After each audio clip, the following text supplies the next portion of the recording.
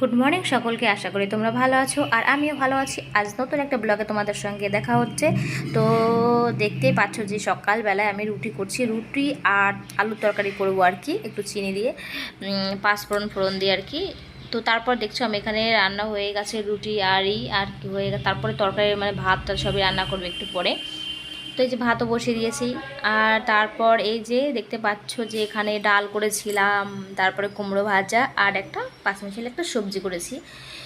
তো বেশি কিছু করিনি, কারণ আগের দিনও একটু রিক্স খাওয়া মানে এঁচড় মেচড় সব খাওয়া হয়েছে, সেই কারণে আর করলাম না। তারপর এই দেখো ফাইনালি বাবু রেডি হয়ে গেছে, এখন বাবুকে দিতে যাচ্ছি আমি পড়তে।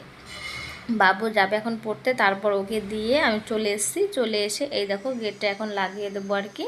তো চলে এসেছি ভেতরে, গেটটা লাগিয়ে দেবো, ওদিকে দেখবো শ্রেয়সী ওরা কী করছে।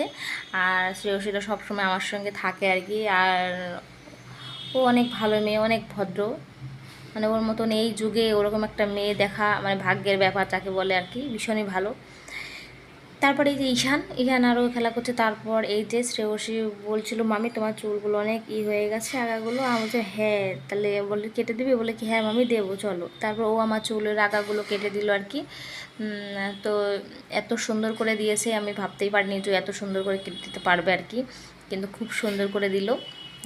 আর অনেক ভালো মানে ভালো লাগছিল আমারও যে এত সুন্দর করে কেটে দিলি, পারবি কিনা সেরকম একটা ভাবছিলাম, কিন্তু না, খুব সুন্দর করে কেটে দিয়েছে। দেখো পুরো একদম লেবেল করে, একটু মানে এলোমেলো এরকম কিছুই হয়নি। আর পার্লারে গিয়ে কাটলে অনেক সমস্যাই হয় আমার, মানে তো দাদাভাই পছন্দ করে না যে চুল একদম ছোট ছোট করো।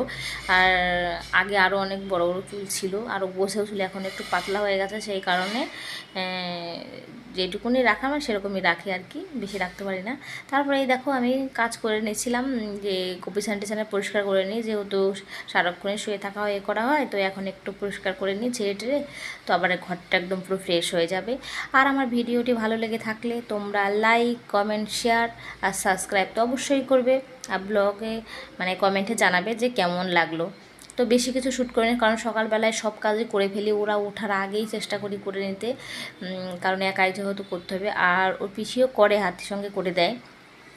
তো তারপর সকালবেলা তো বা সব কাজ করেই নিই আগে, তার জন্য অত কিছু শ্যুট করতে পারছি না নিজের মতন করে, সবাই থাকে তো ওদেরকে নিয়ে এটা ওটা করতে করতে সময় চলে যাচ্ছে আর কি। তারপর এই যে সোফাটাও এলোমেলো করে ফেলেছে, সোফাটা আমি এখন পরিষ্কার করে নিচ্ছি। আর একটা দিন তারপর তোরা বাড়ি চলে যাবে, আর বাবুর একটু মন খারাপ হয়ে যাবে।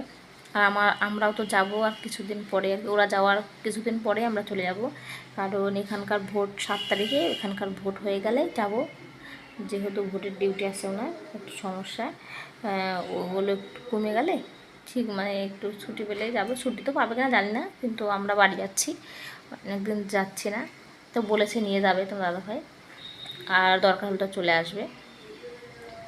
তো তারপরে দেখো ঘরটা আমি একটু ঝাড় দিয়ে নিচ্ছি, আর আবার রাতে রান্না করবো আর কি, সেই জন্য। আর এত পরিমাণে গল্প করা হয় না, সব সময় তুলতেই পারছি না। তো আবার কন্টিনিউ দেখতে থাকো, নেক্সট ব্লগে আবার দেখা হচ্ছে।